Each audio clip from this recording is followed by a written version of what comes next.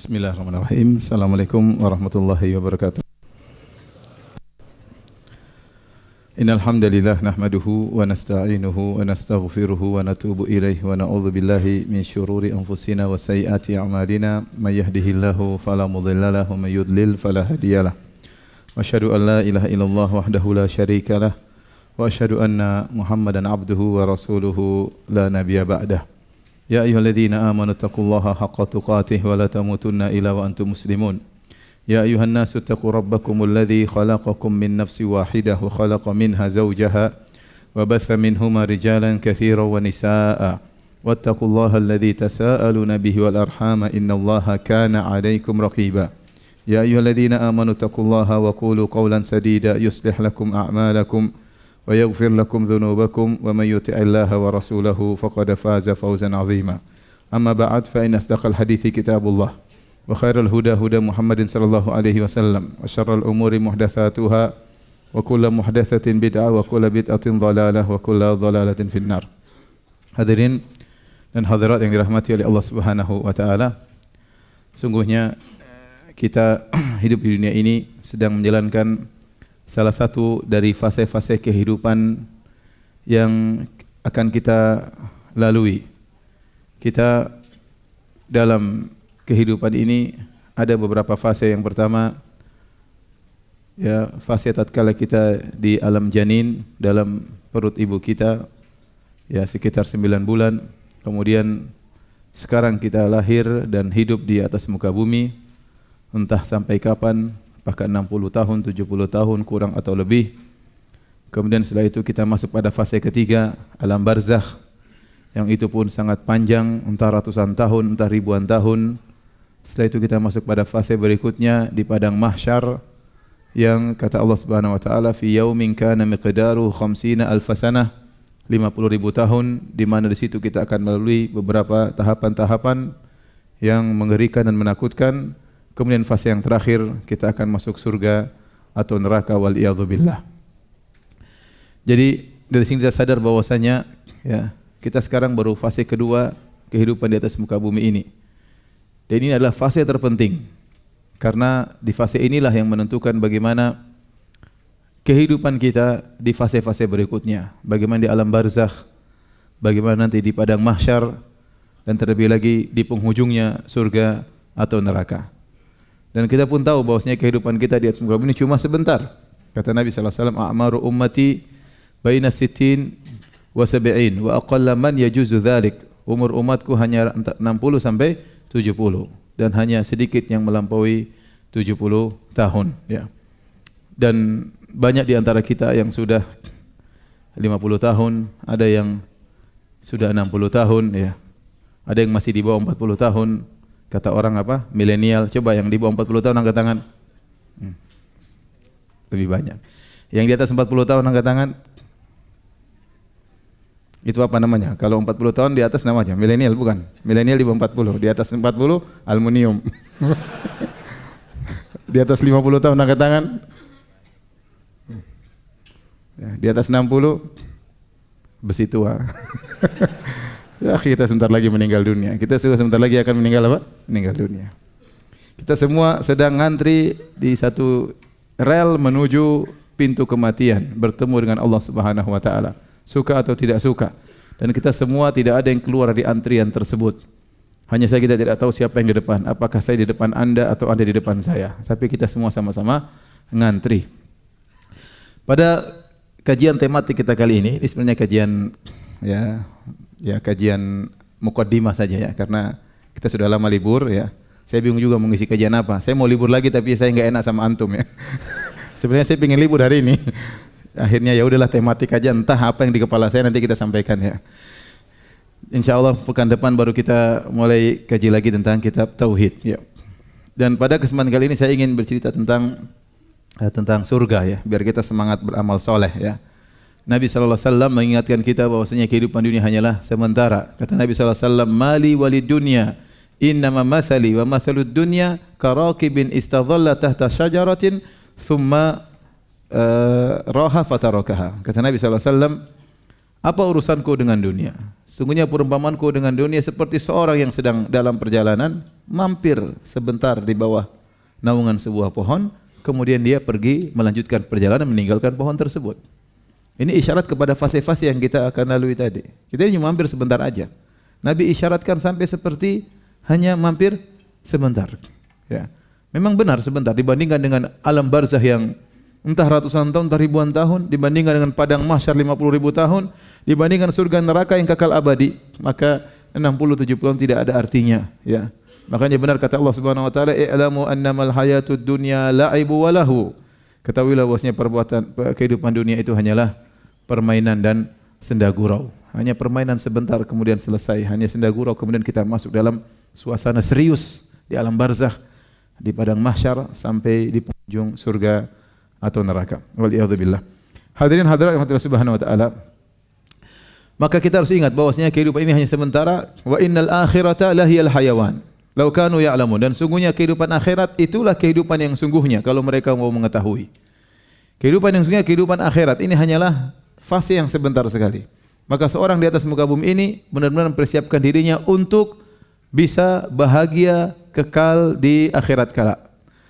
Dan jangan sampai ya kemudian kita menyesal di kemudian hari. Ya. Allah gambarkan dalam Al-Qur'an bahwasanya orang akan menyesal, ya. Yaqulu ya laitani qaddamtu li hayati. Ya. Di hari kiamat kelak maka jiwa akan berkata ya laitani qaddamtu li hayati. Kenapa dahulu aku di dunia tidak beramal soleh untuk kehidupanku yang sesungguhnya di akhirat?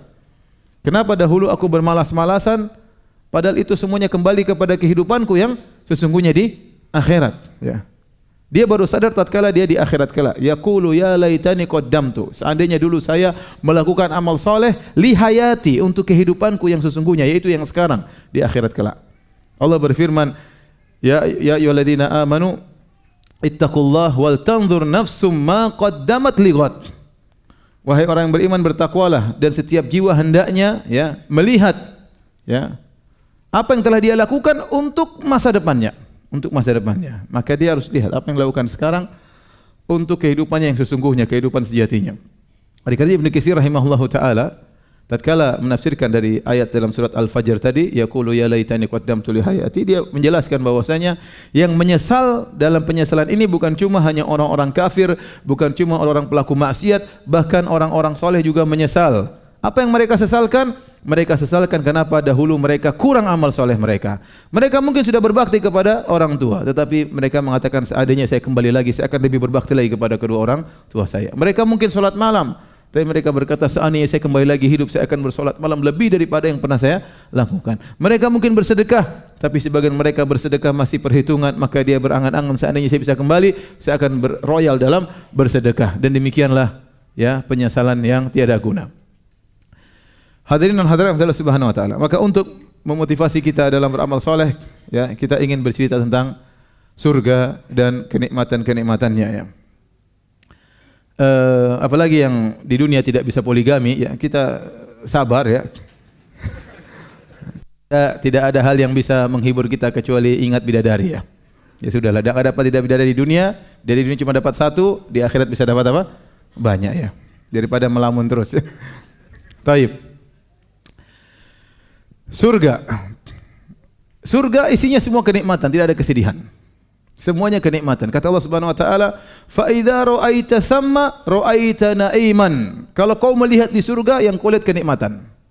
Tidak ada satupun tatapan yang kita lihat kecuali semuanya kenikmatan. Lihat ke depan, ke kanan, ke kiri, ke belakang, ke atas, semuanya kenikmatan, semuanya kebahagiaan. Ini tidak sama seperti di dunia. Di dunia kita lihat ke depan, kadang kita bahagia, lihat ke kiri, terkadang kita sedih, ya. Lihat rumah orang lebih besar, terkadang kita sedih, ya. Sebagian wanita lihat teman perempuannya lebih cantik, dia sedih. Kenapa lebih cantik daripada saya? Dan begitu, ya, lihat perkara-perkara yang menyedihkan banyak, yang menakutkan, yang mengkhawatirkan. Tidak semua yang kita di dunia ini menyenangkan, tapi di surga semua yang kita lihat menyenangkan. Tidak ada kekhawatiran, tidak ada kesedihan. Makanya penghuni surga begitu mau surga, yang pertama kali mereka ucapkan di antaranya, alhamdulillahilladzi adhaba 'annal hazan.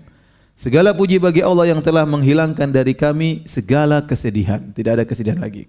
Dikatakan kepada penghuni surga, ya, innalakum ya Antan'amu wa la taba'asu abadan. Kalian di surga akan senantiasa bahagia, tidak ada kesedihan, kesusahan sama sekali. Jadi isi surga semuanya menyenangkan. Ya. Udkhulul jannata la khaufun 'alaikum wa la antum tahzanun. Maksudnya kalian dalam surga tidak ada kekhawatiran sama sekali dan tidak ada kesedihan sama sekali. Dan itulah problematika kehidupan dunia, terkontaminasi dengan ketakutan dan kekhawatiran, kesedihan siapapun dia. Siapapun dia. Ya. Apakah dia raja? Apakah dia jenderal? Ya, apakah dia orang terhebat, orang terkaya? Apakah dia orang paling populer ya di atas muka bumi ini? Dia pasti pernah sedih, dia pasti khawatir ya. Yang kaya dengan kekayaannya khawatir ada saingannya, khawatir perusahaannya mendengar gejolak ekonomi, khawatir. Tidak ada yang tentram ya.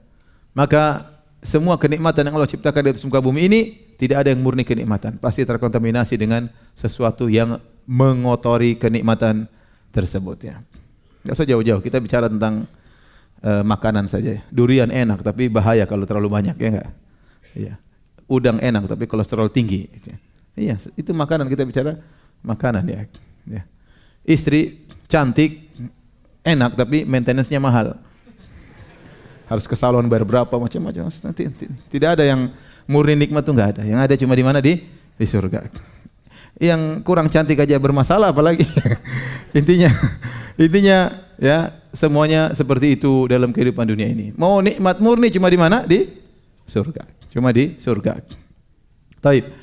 Jadi di surga semuanya kenikmatan. Fa idza ra'aita thamma ra'aita na'iman. Kau akan melihat semuanya kenikmatan. Kata Allah Subhanahu wa taala, wa mulkan kabira. Kalau kau lihat di surga kau akan melihat kerajaan yang besar. Ini apa? Isyarat bahwasanya penghuni surga dia adalah seorang raja yang hebat. Dia memiliki kerajaan yang besar. Bukankah Nabi kabarkan kepada kita bahwasanya penghuni surga yang paling rendah ya, adna ahlil jannati manzilah. Orang penghuni surga yang paling rendah Allah berikan kepada dia lakad dunya wa asyratu amsalihha. Engkau mendapatkan dunia dan 10 kali lipatnya. Itu orang paling rendah di surga, dia punya kerajaan sebesar 10 kali lipat dunia. Ya akhi. Hebat atau tidak? Itu benar-benar raja. Kekuasaannya 10 kali lipat dunia ini. Ini penghuni surga paling rendah. Siapa yang mau jadi penghuni surga ini? Angkat tangan. Mau? Paling rendah? Coba saya tanya ulang. Saya bilang lagi. Dia ini milik kerajaan 10 kali lipat dunia. Tapi dia penghuni surga paling rendah. Siapa yang mau jadi penghuni surga ini yang paling rendah? Ada 1 orang, 2 orang. Yang penting masuk surga katanya. Yang lain tidak mau, pede. Padahal sholat malam aja enggak pernah.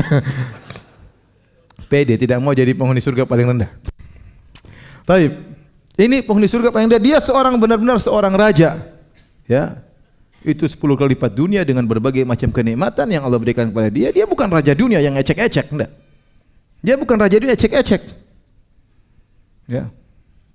Dia raja-raja, benar-benar raja. Oleh karena di antara tafsiran wa mulkan azima, dia memiliki kerajaan yang besar. Kata sebagian salaf, istidzanul malaikah. Malaikat kalau mau ketemu dia minta izin dulu. Subhanallah. Malaikat kalau mau ketemu dia minta izin dulu kepada pengawal-pengawalnya. Bayangkan betapa agungnya sang raja tersebut. Dia benar-benar raja di surga. Raja di surga. Jadi kalau antum tidak pernah jadi raja, ya berusaha jadi masuk surga, insya Allah jadi apa? Jadi raja. Ini. Kemudian bagaimana kerajaannya? Kerajaannya ya surga, kata Nabi SAW dalam satu hadis, labinatun min fiddah, labinatun min dhahab, wa milatuha al-miskul adfar, ya. Asba'uha lu'lu' wal yaqut, turbatuha za'faran. Kata Nabi SAW, surga itu bangunannya, batanya terbuat dari perak, batanya terbuat dari emas, kemudian tanah yang menggabungkan keduanya kalau kita semen terbuat dari misik, subhanallah. Kemudian batu bebatuannya terbuat dari mutiara dan permata, intan berlian. Kemudian pasirnya terbuat dari za'faran. Itu baru pasirnya, belum bidadarinya. Ya. Allahu Akbar. Taib. Tadi kita bicara tentang apa? Tentang bagaimana kondisi surga ya. istananya yang sangat luar biasa, yang penuh dengan keindahan, penuh dengan kemewahan.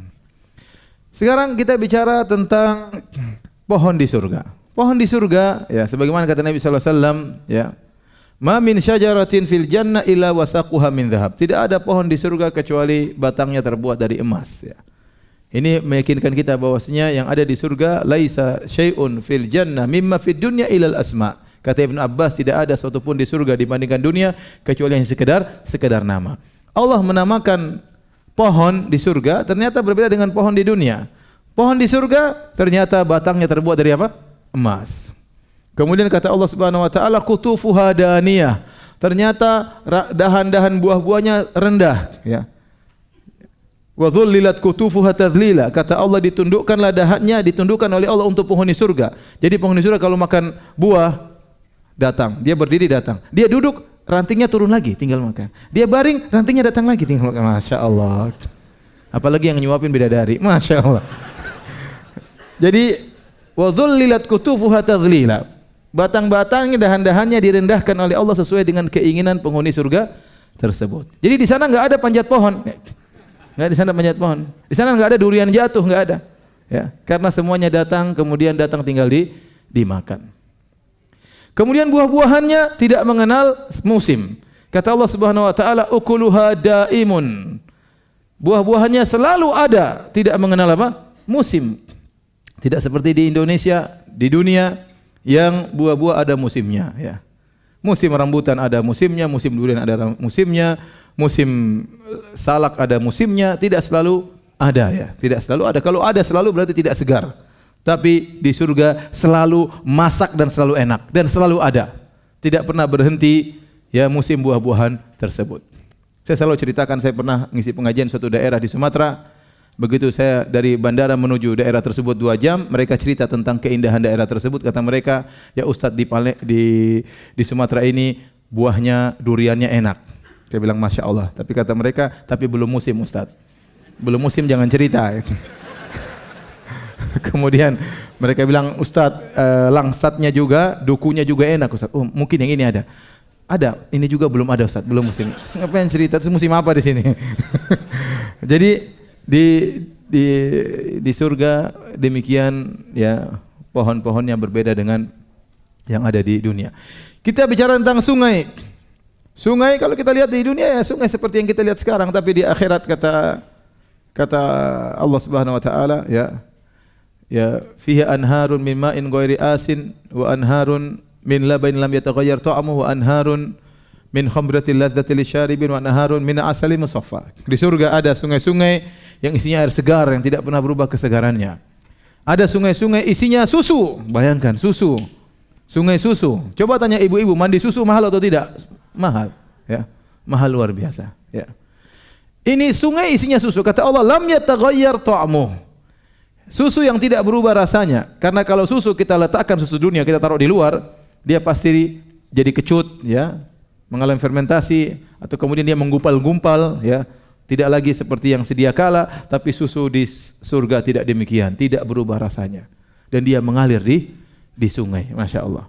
Wa anharum min khamrin ladzatil lisyaribin. Ada sungai-sungai isinya khamr, isinya bir, isinya wine. Tapi kalau diminum tidak bikin mabuk. Bikin kelezatan tapi tidak bikin mabuk. Antum bisa berenang di sungai tersebut sambil berenang minum bir, ya. Di sana mungkin ada ikan-ikannya. Ikan-ikan juga tidak mabuk di situ. Ente bisa berenang di situ. Wa anharum min asalin musaffa. Dan sungai-sungai isinya madu murni. Luar biasa. Ini sungai-sungai di surga. Yang kata sebagian sahabat Anas bin Malik dalam sanad yang mauquf, kata beliau anharun tajri min ghairi ukhdud. Bosnya sungai-sungai tersebut mengalir tanpa ada lubangnya, mengalir di atas. Jadi jangan samakan sungai seperti di surga dengan sama seperti di dunia. Kemudian datang orang-orang liberal, apa ini Al-Quran? Ini cuma cocok untuk 1400 tahun yang lalu. Makanya bicaranya kebun, sungai. Dia pikir kebun seperti kebun di rumahnya. Dia pikir sungai seperti sungai di rumahnya, ya. Dia tidak tahu di balik kebun tersebut banyak bidadari. Dia tidak tahu kebunnya isinya seperti itu, dia tidak tahu sungainya seperti itu. Sampai sekarang aja zaman modern 2019, orang-orang Eropa pada pergi ke tempat-tempat yang penuh dengan hijau-hijau, ya tidak? Iya. Sampai sekarang orang-orang kaya saja pergi ke puncak. Ya. Mereka masih cari kebun-kebun dan hijau-hijau. Ya. Saya pernah naik pesawat sama seorang dari Swedia kalau tidak dari Swiss. Waktu saya ke Papua, dia pengen pergi ke Raja Ampat, subhanallah. Satu bangku sama saya. Saya bilang, ente enggak usah tanya saya ngomong dia bagaimana, pokoknya dia paham. Intinya saya tanya, sudah berapa lama?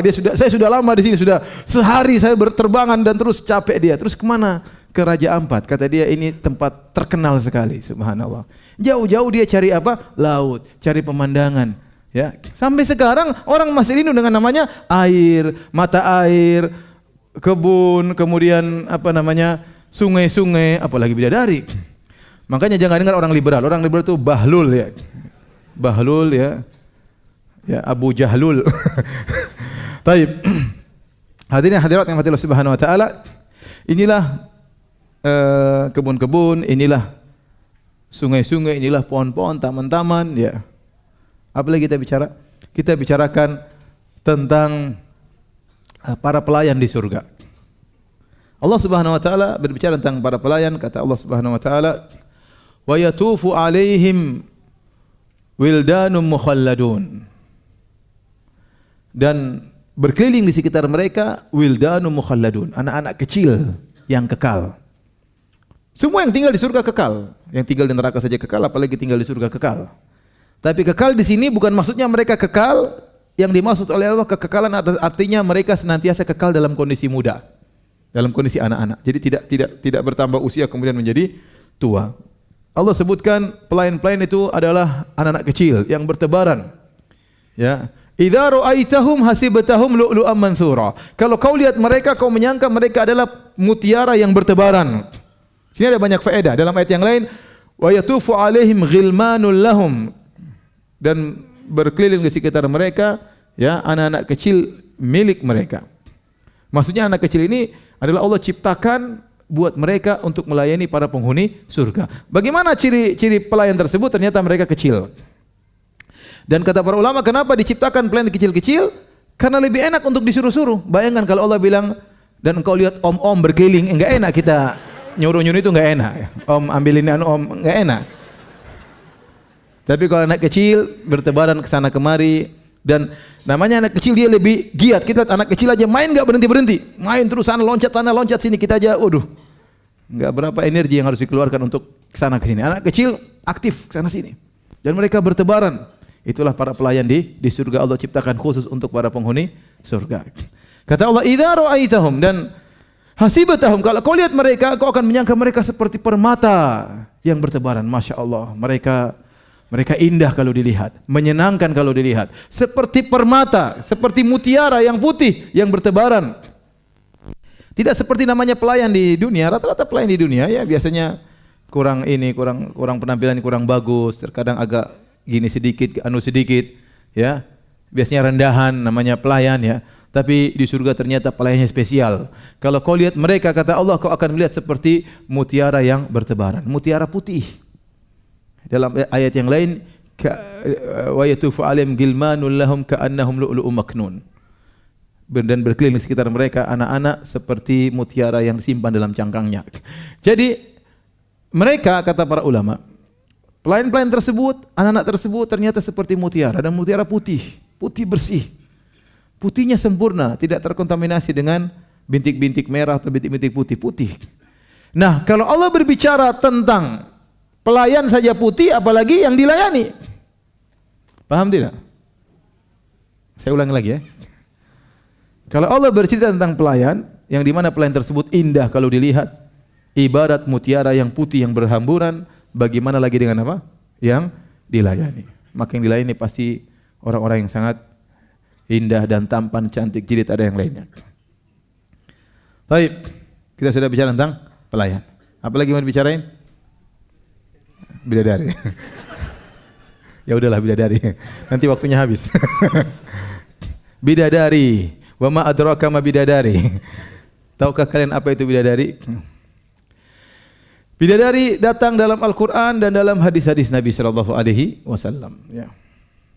Rasulullah memberikan sifat global yang sudah menggambarkan bagaimana indahnya bidadari. Ibu-ibu dengar, ibu-ibu ya. Ya. Ini bidadari ya. Kalau seorang sudah ditakdirkan Allah masuk surga, bidadarinya sudah ada, Allah siapkan. Karena surga sudah ada. Dan di antaranya Allah sudah siapkan bidadari. Makanya dalam hadis, kalau ada seorang istri yang kurang ajar sama suaminya, ya, dengar ibu-ibu ya. Kalau ada istri yang kurang ajar sama suaminya, apa kata bidadari di surga? Qatalakillah. Semoga Allah membinasakan engkau wahai istri kurang ajar ya. Ya. Kata para bidadari tersebut, mereka protes ya. Mereka mengatakan sungguhnya suami kami itu hanyalah tamu di sisimu ya. Yushiku an yufariqana an yufariqaki ilaina ya. Hampir-hampir dia meninggalkan engkau menuju kami. Jadi seorang di dunia, istri di dunia harus menjadi istri yang solehah. Agar dia tatkala masuk surga dia menjadi ratu bidadari. Dia menjadi ratu bidadari. Dia lebih hebat dari bidadari, lebih cantik dari bidadari, lebih indah daripada bidadari. Tapi kalau ternyata dia kurang ajar sama suaminya, sering angkat suara sama suaminya, bentak-bentak suaminya, nuntut selalu ingin ini, ingin anu, maka kita khawatir dia jadi bidadari dari gua hantu. Taib, hadirin rahmatullah subhanahu wa ta'ala. Bidadari, kata Nabi SAW, "Lau tala'at imra'atun min ahli al-jannah ila dunya la adha'at ma bainahuma wala mala'at ma bainahuma riha wala nasifuha ala ra'siha khairu minad dunya ma fiha." Kata Nabi SAW, kalau ada seorang wanita surga nongol di dunia, nongol, muncul, cereng gitu, maka dia akan menyinari apa yang ada langit dan di bumi. Seandainya Jakarta semuanya lampu mati, kemudian dari nongol, terang benderang, Masya Allah. Terang benderang dari langit sampai apa? Bumi.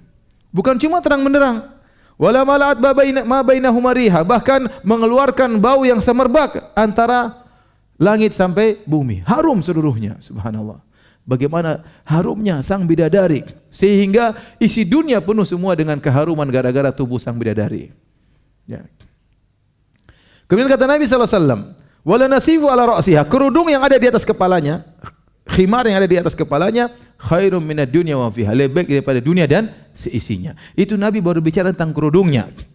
Kerudungnya lebih baik daripada dunia dan seisinya. Bagaimana lagi dengan pipinya bidadari tersebut? Allahu Akbar ya. Namun ini semua kata Allah, fala ta'lamu nafsun ma ukhfiya lahum min qurrati a'yun. Tidak ada sejiwa pun yang tahu, tidak bisa lihat kenikmatan ini. Ini perkara yang gaib yang harus kita iman. Seandainya Allah turunkan bidadari, kemudian dipajang di mall misalnya, semua orang lihat, subhanallah. Habis lihat, semuanya jadi orang soleh. Puasa terus, baca Quran terus. Tundukkan pandangan, enggak berani makan haram. Sudah tahu bidadari kayak apa. Ya. Tapi enggak kelihatan. Ini bicara tentang apa? Keimanan. Tapi cuma Nabi kasih tahu. Ya.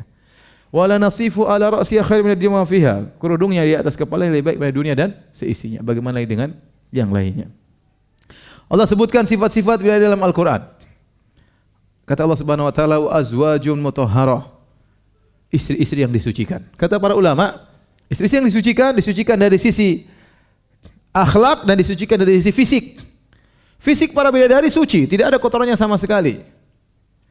Makanya seluruh penghuni surga yang masuk surga, kata Nabi SAW, ya, la yabulun, wala yataqawwatun, wala yamtakhitun. Para penghuni surga tidak ada yang buang air kecil, tidak ada yang buang air besar, tidak ada yang ingusan, enggak ada. Semua bersih. Maka wanita surga bersih, tidak ada haidnya, tidak ada nifasnya, ya. Tidak ada bau keteknya, tidak ada upilnya, tidak ada kotoran telinganya, ya. Ya, semuanya bersih. Saking bersihnya dia indah dan dia sangat harum. Maka disebut dalam riwayat, inna rajulan min ahlil jannah la yu'anikul hawra sab'ina sanatan la yamalluha wa la tamalluhu. Sungguh seorang lagi penghuni surga memeluk seorang bidadari 70 tahun. Dia tidak bosan memeluknya dan sang bidadari juga tidak bosan dengan dekapannya. Bayangkan 70 tahun. Ente coba peluk perempuan di dunia sehari aja. Sudah berbagai macam bau-bauan yang keluar ya. Sehari saja 24 jam. Ini 70 tahun dipeluk tidak bosan. Kenapa? Karena bersih, tidak ada dan harum, sangat harum. Itulah para bidadari. Bersih dari segala kotoran, ya. Kemudian akhlak mereka juga sangat bersih, tidak ada hasad, tidak ada dengki, tidak ada ngomel-ngomel, tidak ada angkat suara, tidak ada semuanya. Ya. Sampai ada seorang pernah tulis pertanyaan sama saya, Ustadz, kalau saya mau surga, saya tidak mau ajak istri saya. Dia takut istrinya ngomel-ngomelin dia di akhirat. Saya bilang kalau istrinya masuk surga, dia akan berubah, akan dibersihkan oleh Allah Subhanahu wa taala. Ya. Ya, jadi urat ngomel-ngomel diputusin misalnya kata kalau istilah kita ya. Semuanya hilang. Yang ada cuma keindahan, kesenangan, tertawa, gembira, tidak ada marah-marah, tidak ada ngomel-ngomel, tidak angkat suara, tidak ada. Akhlak mereka sangat mulia. Makanya Allah mengatakan qasiratut tarf lam yatamithunna insun qablahum wala jan. Sungguhnya para bidadari tersebut mereka menundukkan pandangan mereka dan mereka tidak pernah disentuh oleh manusia dan bahkan jin tidak pernah menyentuh mereka. Mereka yang bidadari diciptakan oleh Allah tidak pernah mengenal lelaki lain. Yang mereka kenal cuma antum kalau antum masuk surga. Antum bayangkan Allah ciptakan makhluk yang sangat cantik jelita yang dia tidak pernah lihat kecuali antum. Antum yang paling tampan. Karena memang enggak ada yang dia pernah lihat. Ya tidak. Dia tidak tahu laki-laki lain. Yang dia lihat cuma ente. Jadi ente yang paling tampan. Wajah ente kayak apapun, ente paling tampan. Ya, jadi qasiratut tarf, tundukkan pandangan, enggak pernah lihat yang lain. Tidak pernah bandingkan suaminya dengan lelaki lain, enggak pernah. Enggak pernah. Ya. Akhlaknya mulia, selalu melayani suaminya. Kenapa? Dia tidak pernah disentuh oleh manusia manapun dan tidak pernah disentuh oleh jin manapun. Kemudian mereka hanya nunggu di kemah-kemah menanti kedatangan suami mereka. Kata Allah Subhanahu wa taala, hurum maqsuratun fil khiyam, menantikan di kemah-kemah, menantikan kedatangan apa? Suami mereka. Siap melayani suami mereka 24 jam. Kapan saja suaminya pingin, maka selalu mereka melayani suami mereka. Di dunia tidak demikian. Tidak setiap wanita siap melayani apa? Suaminya. Ya. Terkadang suaminya lagi berhasrat, istrinya lagi main ke rumah orang tuanya. Terkadang suaminya lagi berhasrat, istrinya lagi ngerumpi sama tetangga. Terkadang suami lagi berhasrat, ternyata istrinya lagi ke mall. Terkadang suami lagi berhasrat, istrinya lagi pengajian. Terkadang suami lagi berhasrat, istrinya lagi datang bulan. Terkadang suami lagi berhasrat, istrinya ternyata lagi nifas. Terkadang lagi berhasrat, ternyata istrinya tidak kemana-mana, di rumah saja, tapi tidak berhasrat. Kalau wanita surga setiap saat selalu siap melayani suaminya. Taib. Kita lanjutkan tentang bidadari surga. Ya. Bagaimana fisiknya? Fisiknya Allah Subhanahu wa taala sebutkan dalam Al-Qur'an, kata Allah Subhanahu wa taala di antaranya ka'annahunnal yaqutu wal marjan, bahwasanya para bidadari tersebut seperti al-yaqut wal marjan. Al-yaqut maksudnya seperti intan berlian, bening. Al-marjan maksudnya mutiara putih. Maka bidadari disifati dengan putih dan bening. Sisi putihnya yaitu kulitnya sangat putih. Kata Allah wa hurun ain ka'amsali lu'lu'il maknun. Bahwasanya bidadari tersebut seperti mutiara yang tersimpan. Putihnya sempurna, saya seperti katakan tadi tidak ada terkontaminasi dengan merah-merah, hitam-hitam, tidak ada tai-lalat, enggak ya. Tidak ada bintik-bintiknya, putih bersih. Itulah kulit bidadari. Saking putihnya begitu kuat sampai terlihat di balik gaun yang dia pakai. Kata Nabi sallallahu alaihi wasallam, "Yura bayadu saqaiha min wara'i sab'ina hullah." Ya, kata Nabi sallallahu alaihi wasallam, terlihat putih betis bidadari tersebut di balik 70 gaun yang dipakai oleh bidadari tersebut. Jadi kalau bidadari tersebut antum ketemu di surga, dia pakai gaun 70 lapis, sudah tutup badannya, masih kelihatan putih betisnya di balik 70 gaun tersebut. Luar biasa. Kalau kita di dunia perempuan putih tutup satu gaun sudah selesai, enggak kelihatan putihnya. Ini 70 gaun nutupi betisnya masih kelihatan apa? Putihnya, berarti putihnya menembus, Masya Allah. Gimana antum tidak sabar merobek itu 70 gaun ya. Kemudian beningnya kata Nabi sallallahu alaihi wasallam dalam hadis ya. Kabiduha mir'atuhu, sungguhnya hati dari bidadari adalah cermin bagi sang suami. Jadi kalau sang suami berdiri di depan bidadari, Masya Allah, ditanya, aku di mana sayangku? Kau di hatiku. Benar-benar ada. Benar-benar ada cerminnya, wajahnya di hati sang bidadari.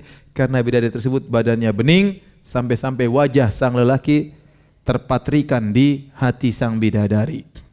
Sampai kata Nabi SAW, yura mukhu saqaiha min wara'il lahmi minal husni. Terlihat sumsum betisnya di balik dagingnya karena saking indahnya. Kalau Nabi stop di situ, terlihat sumsum betis bidadari di balik dagingnya, kita sudah ngeri. Sumsumnya kelihatan. Ini bidadari atau gendruwo ya maksudnya. Tetapi Nabi sebutkan minal husni karena saking cantiknya. Kita nggak bisa bayangkan, sudah. Kita nggak bisa bayangkan. Pokoknya bidadari sangat indah. Ya. Taib. Kita hanya bisa berdoa semoga Allah Subhanahu Wa Taala menjadikan istri-istri kita sebagai ratu bidadari dan semoga Allah kumpulkan kita dengan istri kita atau istri-istri kita di surganya kelak. Ya Rabbal Alamin. Bapak-bapak sabar ya, jaga pandangan, jangan suka melotot sana sini ya. Ya, kalau mau dapat bidadari konsentrasi sama istri yang ada ya. Allahumma kfina bihalalika an haramik wa agrina bifadlika amman siwak. Ya Allah, cukupkan kami dengan yang halal yang Kau berikan kepada kami. Ya Allah, kasih kita istri satu halal, nikmati. Dikasih dua, alhamdulillah. Kasih tiga, ya Allah alam ya. Kemudian jangan sampai kita kemudian melirik kanan kiri seperti kata orang rumput tetangga lebih apa? Lebih hijau ya. Setan menghiasi kemaksiatan. La uzayyina lahum fil ard, kata setan, dia bersumpah aku akan menghiasi ya kemaksiatan bagi mereka di muka bumi. Ya, kita hidup penuh dengan perjuangan ya. Kalau kita sabar dalam kehidupan ini, maka Allah akan memberikan kita yang lebih baik di surga kelak ya. Demikian saja apa yang saya sampaikan pada kesempatan kali ini. Kalau ada yang bertanya, saya persilahkan. Wallahu ta'ala alam bisawab.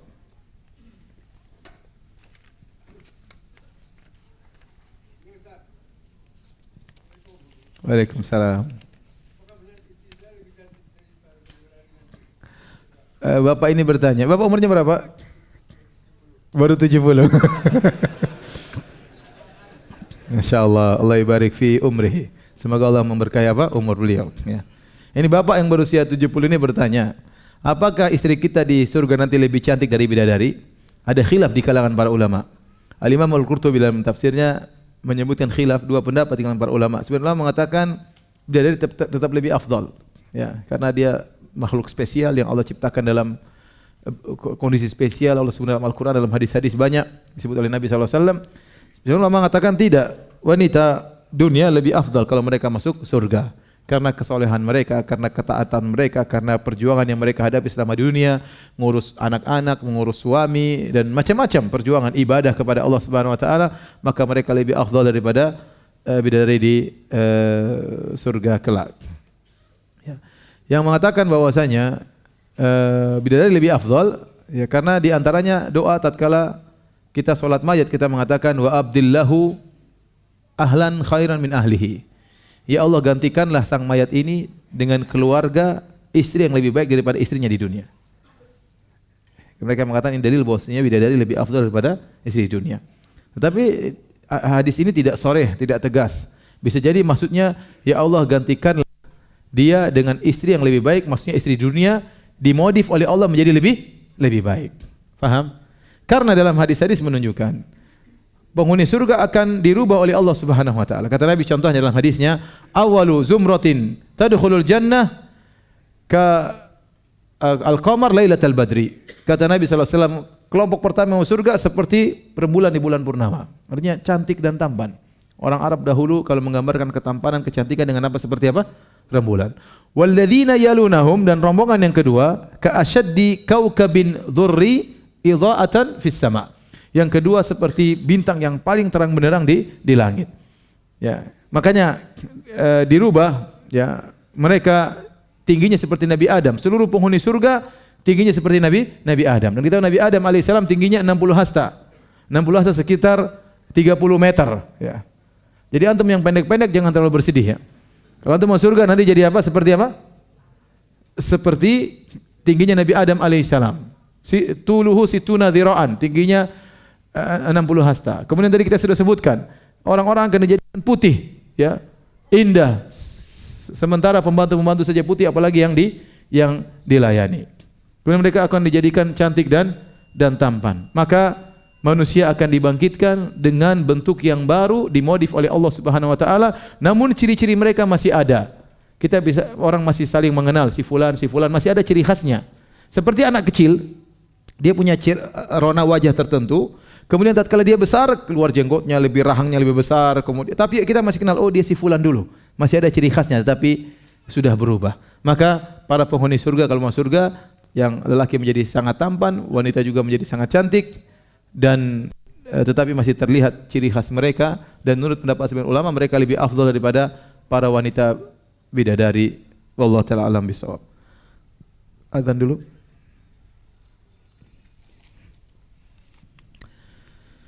Hadirin hadirat yang Allah Subhanahu wa taala, pertanyaan bagaimana sikap terhadap orang yang jika kita mengungkit atau berbicara tentang surga, beliau berkata, itu nanti.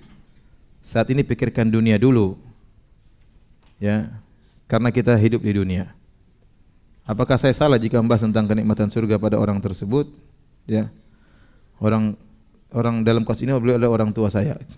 Tentunya membahas surga penting ya, karena itu di antara akidah ya.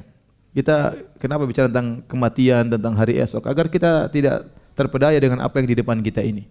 Kalau kita lupa tentang hari akhirat, hari kemudian, terkadang kita terlenakan dengan apa yang di depan kita. Tentunya tatkala kita mendidik orang tua harus penuh dengan kelembutan ya. Ya, kita sebutan tentang akhirat ya. Dengan cara yang lembut ya, dengan cara yang bijak. Ya, karena orang tua apalagi dia tidak mau digurui ya. Dia tidak mau dianggap rendah ya. Betapapun seorang sudah mencapai gelar tinggi, tetap aja dia namanya anak-anak di hadapan mata orang tuanya, dan kita sabar dalam menyampaikan kebaikan kepada dia. Apakah istri yang kurang cantik atau seksi di surga bisa jadi lebih dari bidadari? Insyaallah ya. Insyaallah. Sabar.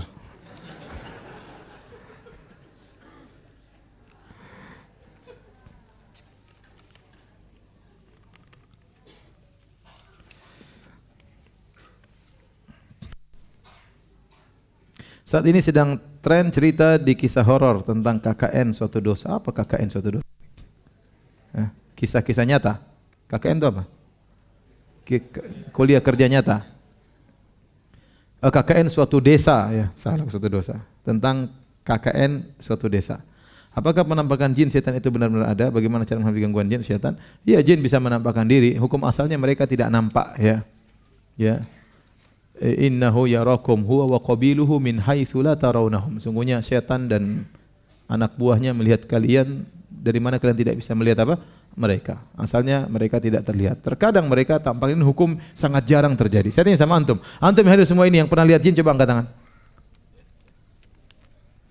Enggak ada kan? Berarti hukum asalnya mereka tidak menampakkan penampakan, dan mereka menampakkan dengan yang menakutkan. Tapi antum jangan takut, ya. Antum jangan apa? Takut. Itu jin juga ya mungkin takut sama antum ya. Ya makanya dia tidak berani nampakkan dirinya, dia sembunyi-sembunyi kan, takut. Tidak mesti sudah. Kita yang penting bertakwa kepada Allah Subhanahu wa taala. Ada seorang ustaz pernah cerita, ada keluarganya setiap masuk rumah tahu-tahu dengar suara shower orang mandi. Zzz. Masuk rumah lagi dia cek enggak ada orang. Tidur lagi. Zzz. Akhirnya dia jengkel. Begitu suara mandi dia datang, dia gebrok, pung gitu. Besoknya enggak ada lagi suara itu. Jadi maksud saya, kalau antum ketahuan takut, mungkin dia malah godain ya. Usil godain antum ya.